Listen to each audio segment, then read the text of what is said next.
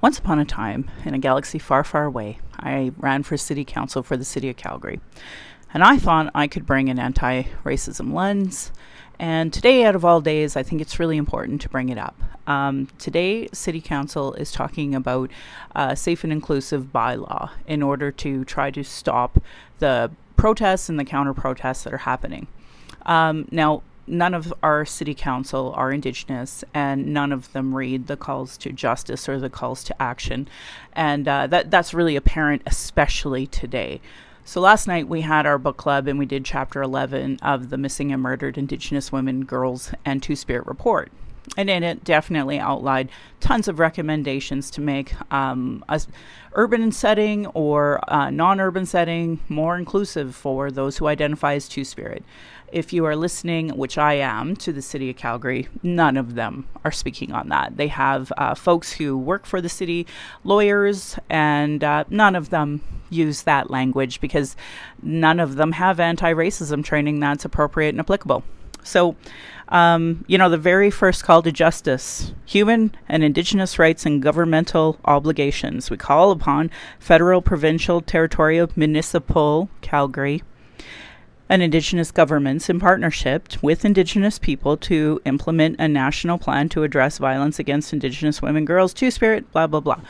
I could go on about the interim report. I could read to you. But at the end of the day, these municipalities aren't implementing the reports they already do have. And we've seen that with the City of Calgary with the White Goose Flying report when they were all pearl clutching and upset that, oh my God, people in this city experience racism. And they did nothing to address that as well. So I was listening into a lot of the things that they were said, and it was hysterical for me to listen to Councillor McLean, who had the audacity to do Brocket 99 crapola and still doesn't understand at all about what it is he is and is not doing. Talk about how this bylaw should really go after folks who are houselessness and have addiction issues too.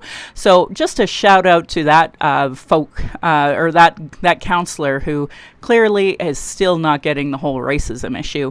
Laughed out loud when it was brought up that, churches may have, that's private property and there might be trespassing there. I'm like, can we actually just dig up all around every church in the city to see how many of our people they've already murdered and hid? They kept going back to this concept of equity deserving.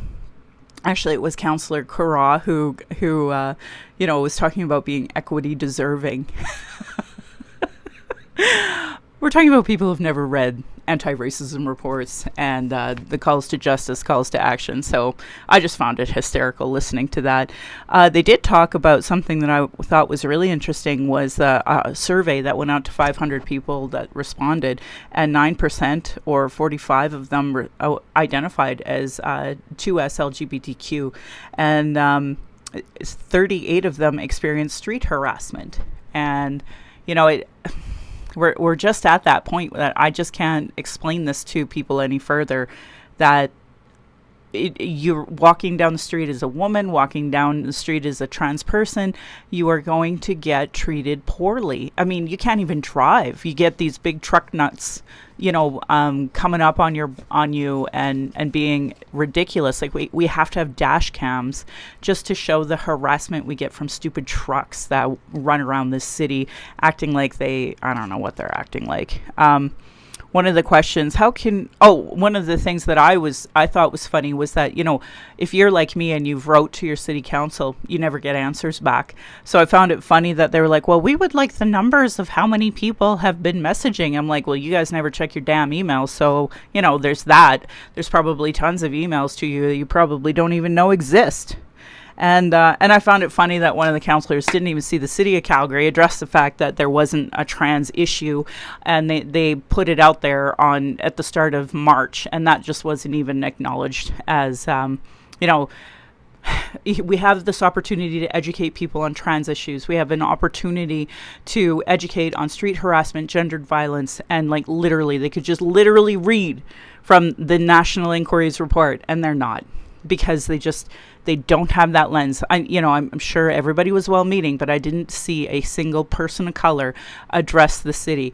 Everyone in management is white, so they don't have that anti-racism lens just coming into it, let alone protecting folks that identify as non-binary, trans, or women in the city. So anyway, they're taking a break. They have something they have to do at 1:15 that's in camera, which means we can't see it.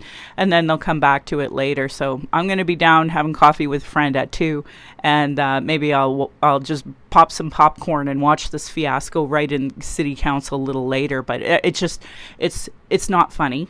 It is dehumanizing to see them go over all of these ideas. Well, isn't this already addressed? Well, clearly the Calgary Police and the Calgary bylaw are not protecting its citizens. We wouldn't need a national inquiry on missing and murdered Indigenous women, girls, and Two-Spirit if you were. And that's why that anti-racism lens matters, and calling churches private property. Jesus Christ.